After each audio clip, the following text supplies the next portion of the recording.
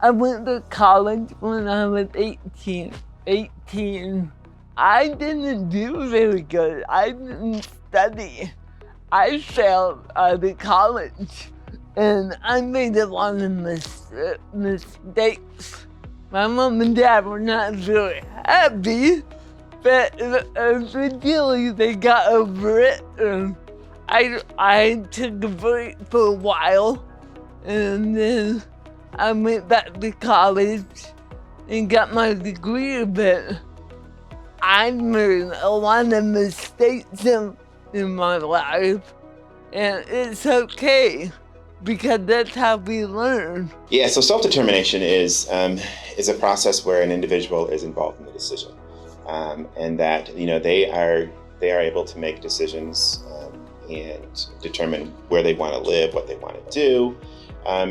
They're just allowed to make decisions just like you and I. I was at court recently on a case where an adlatum, and if you don't know, an adlatum is appointed by the court to represent the best interest of a juvenile. This juvenile is about to age out of foster care, and so there was this assumption that we have to get this juvenile under a guardianship before he ages out, or else there'll be no one else taking care of him. However, this juvenile is in extended foster care and has lived in a facility independently for the last few years without a guardian, and there's been no issues.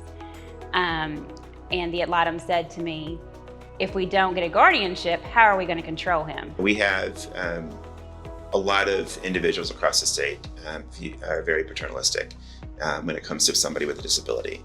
They feel as though they have to protect them, keep them safe, that the individual doesn't know, right from wrong. And so we have this paternalistic viewpoint here in the state, and we need to end that. None of us navigate life in isolation or completely independently, right? Guardianship and this idea of safety and independence operates on the false assumption that any of us meet all of our needs without support and assistance, right?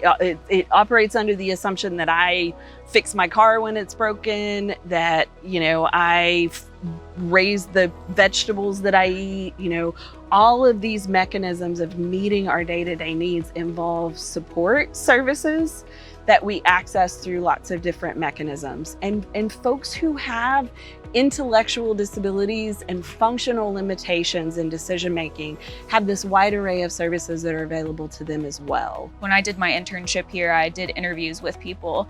And one of the common things that I heard of someone who had their own guardianship, they would proudly be like, I'm my own guardian, that's really important to me, I'm my own guardian. And it really shifted my perspective because I have never thought that. I've never thought, oh, I'm my own guardian. Great, I get to make my own decisions. And so that to me was just it's crazy that this is some kind of prize that you get to win if you have good behavior, or if just circumstantially something happens where you end up with your guardianship. So I think that we need to really shift the conversation to where people are already at baseline competent of making their own decisions, and then what supports can we put in place, and having guardianship as the very, very last option or conversation. People can make decisions. They're more than capable of making decisions. They don't need protection.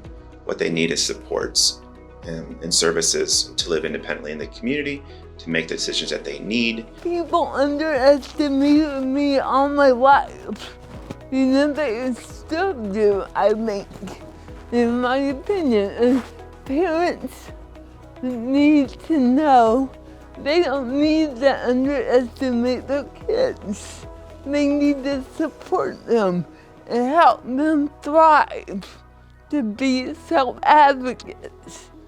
So that's what I want to say.